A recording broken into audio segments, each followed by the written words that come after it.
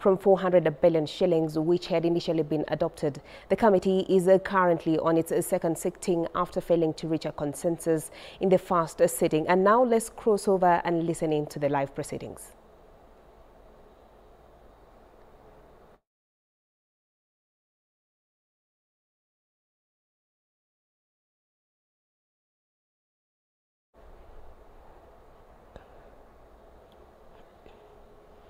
And we apologize for that technical hitch there. And moving on, the Kajiado Referral Hospital renal unit is currently overstretched as more patients throng for dialysis services, courtesy of the troubled Social Health Authority scheme.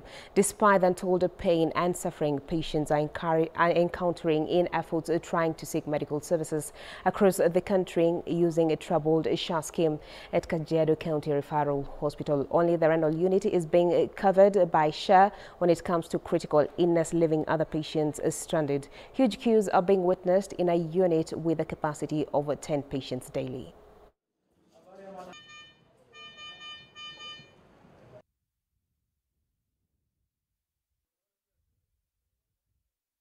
SHA imekuja, hatujasimamishwa sisi tulikuwa tunaendelea tu kuoshwa.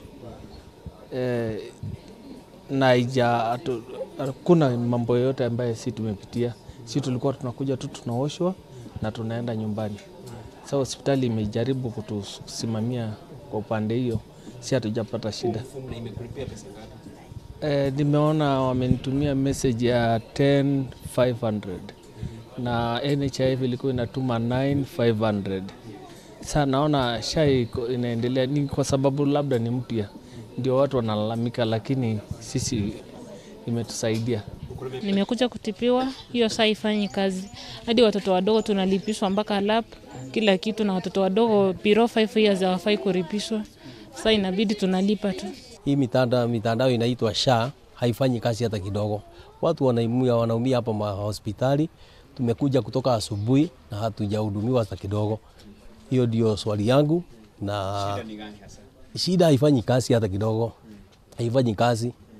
Tumekuja hapa mpaka asubuhi mpaka saa 12 na hatujafanyiwa kazi. Wewe utalipa na nini hasa? Sasa wanasema turudi kwa mifuko yetu, na sasa wengine hawana pesa.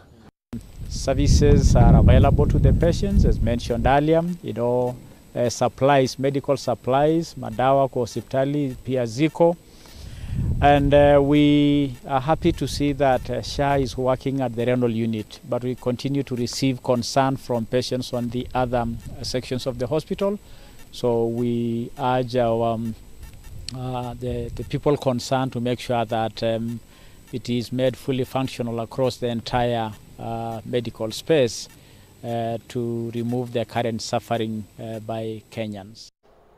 And in our earlier story, a stalemate has ensued in the 19-member mediation committee mandated with the task to determine the amount of revenue that should be located to the counties from the exchequer after the Senate dismissed the proposal by the National Assembly to bring the value down to 380 billion to 400 billion shillings, rather, which had initially been adopted.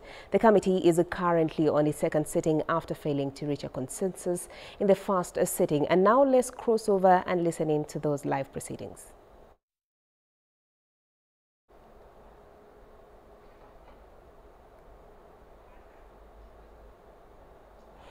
Well, we apologize for that. And moving on, in an effort to address the high cost of energy and regular power outage at the Malaba border, David Otieno, a businessman in the welding and fabrication sector, has developed a carbonless generator to power his business and surrounding neighbors. The generator, which does not use fuel or electricity, has the ability to generate power for his workshop at no cost, cutting down on cost of production, hence reducing inconveniences of power outages. Otieno, who learned his innovation from YouTube, is now inviting university lecturers and technical institutions to help him.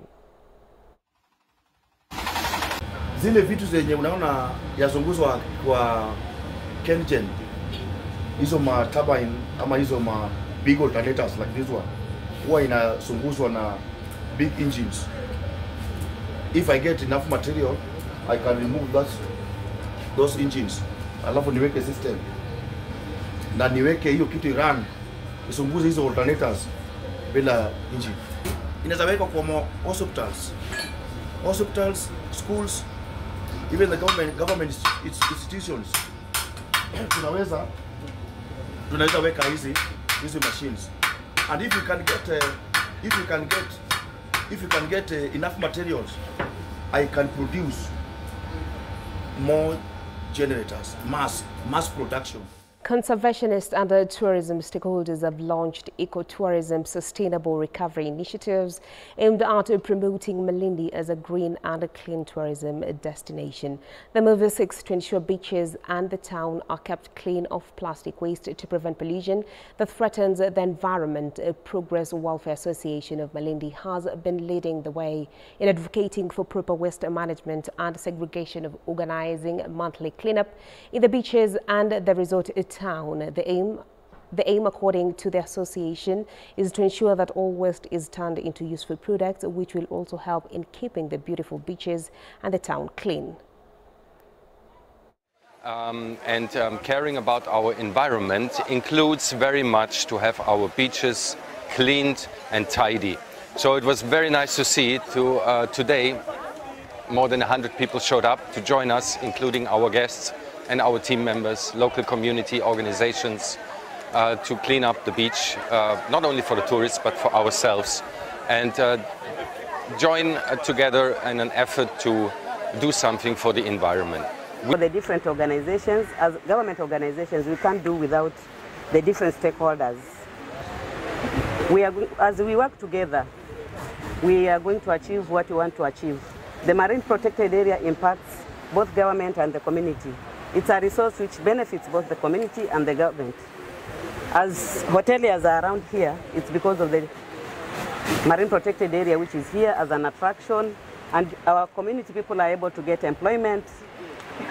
And it's through this resource that we are also having other groups who do ecotourism activities within this area. So in terms of employment, we benefit from the marine protected area. We protect the marine resource because we need to protect for the future generation. Well, and at this point, we've come to the close of K24 News. Many thanks for keeping me company. My name is Bentura Kumbuka, and our sign language interpreter has been Evelyn Wongui. Do have yourself a good afternoon, and bye-bye for now.